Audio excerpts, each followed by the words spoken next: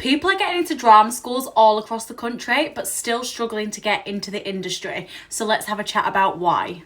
Now, we talk all the time about how the performing arts industry is a difficult place to be, especially for upcoming performers. We hear parents, families and performers themselves talk about the worry all the time of putting all your effort and energy into drama schools, putting all that money into it, pouring all the money into the process, and then not knowing why you can't get into the industry afterwards.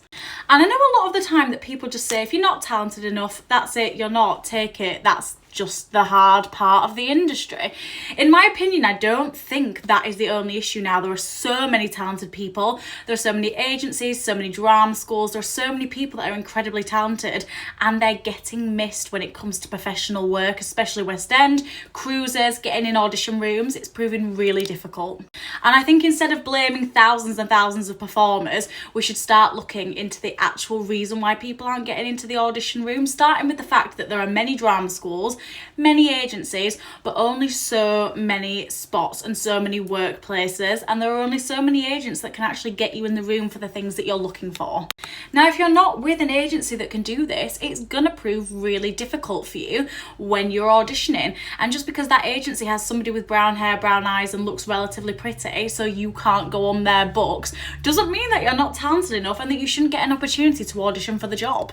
I hear so many times that there are people not being able to get into rooms because they're a replica of somebody else that they've already got. There's so much talk about performers just being so replaceable and recyclable at the moment.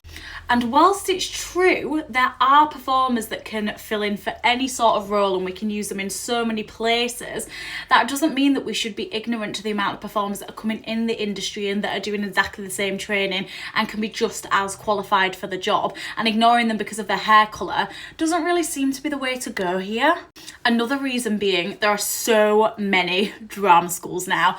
Back in the day, there was a few drama schools, a few places to each year, and they would be fed out into the industry. The agents would take them on, they'd get auditions, and then they'd go into the room. Don't get me wrong, the industry's never been easier, but it's more over compensating for more people than ever.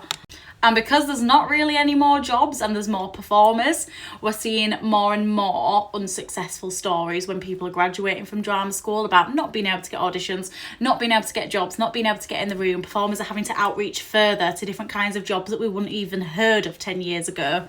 And I think in a lot of cases, performers are getting taken advantage of because of this reason. They're getting paid little amounts of money for something that really they should be getting paid specialist fees for, and they should be getting paid more for their skills.